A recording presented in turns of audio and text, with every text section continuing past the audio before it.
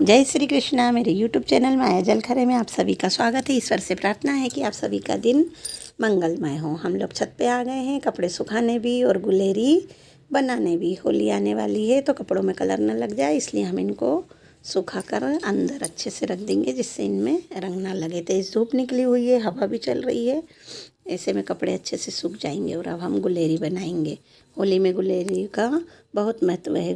गुलेरी गाय के गोबर से बनाई जाती है और होलिका में इसकी माला चढ़ाई जाती है। गाय के गोबर में कई लोग कपूर, धूप का पाउडर, घी और कई लोग इलायची का पाउडर बनाकर भी ये गुलेरी बनाते। कई लोग इसको बरूला बोलते, कई लोग बड़ कुल्ला भी बोलते हैं। सब अपने अपने हिसाब से बोलते हैं। छोटी छोटी एक जैसी आकृति में बना लेते हैं और इसके साथ ही हम दूसरी आकृति भी बना लेते हैं। पान बना लेते हैं, नारियल बना लेते हैं और कई लोग चंदा सूरज बना लेते हैं, तलवार और ढाल बना लेते हैं। भिन्न भिन्न प्रकार की आकृतियों से बनाकर इसकी माला पिरोली जाती है और इसमें छेद कर दिए जाते हैं जिससे कि जब माला बनाए तो धागा इसमें आसानी से पिरो लें। होलिका की एक कहानी भी है। हिरण्यकश्यप राक्षस था और उनके पुत्र का नाम था प्रहलाद। प्रहलाद भगवान विष्णु के अनन्य भक्त थे और हिरण्यकश्यप भगवान विष्णु का दुश्मन था। हिरण्यकश्यप समझता था कि पृथ्वी का भगवान मैं ही हूँ। वो प्रहलाद को भी भगवान विष्णु की भक्ति करने के लिए मना किया करते थे, लेकिन प्रहलाद तो अपनी भक्ति में मगन रहते थे।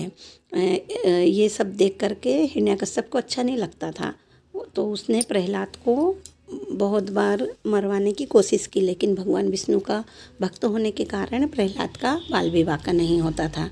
एक दिन उन्होंने अपनी बहन होलिका को बुलाया और होलिका को वरदान था कि वह अग्नि में नहीं जल सकती या उसे अग्नि नहीं जला सकती। उन्होंने कहा, हिरण्यकश्यप ने अपनी बहन से कहा कि तुम प्रहलाद को लेकर अग्नि में बैठ जाओ। होलिका ने अपने भाई की बात को मान लिया और प्रहलाद को लेकर अग्नि में बैठ गई। जैसे ही अग्नि जली, होलिका तो जल के भस्म हो गई और प्रहलाद भगवान का स्मरण करते रहे, भगवान विष्णु का सुमिरन करते रहे, तो प्रहलाद का बाल विवाह का नहीं हुआ। इसीलिए कहते हैं कि कितनी भी कठिन परिस्थिति आ जाए, कितना भी कठिन समय आ जाए, भगवान का स्मरण करना कभी नहीं भूलना। सदैव भगवान का स्मरण करते रहो, परेशानियाँ अपने आप दूर हो जाएगी।